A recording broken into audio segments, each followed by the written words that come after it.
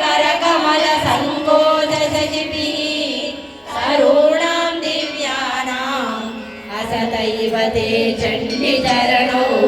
फलानि स्वस्येभ्यः किसलयकराग्रेण ददतां दरिद्रेभ्यो भद्राम् श्रियमनिशमन्नाय ददतौ ददाने दीनेभ्यः श्रियमनिशमाशानुसदृशीम् अमन्दं सौन्दर्यमकसुभगे यातु चरणे निमज्जन्मज्जीवः कर्णचरणशरणताम् पदन्यासक्रीडेखेलम् भवनकलहं सा न जहति अधस्तेषां शिक्षां सुखगचक्षाणं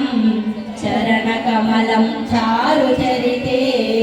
कदासे मन्त्रत्वं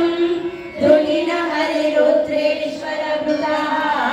श्रीहस्तच्छाया घटितकमलप्रच्छदपटः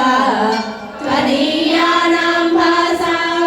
प्रतिपदलरागारुणतया शरीरे शृङ्गारो रसैव दृशां दोटिकुलुकम् अराळाकेशेषु प्रकृतिसरला मन्दहसिते शिरीषापाचित्ते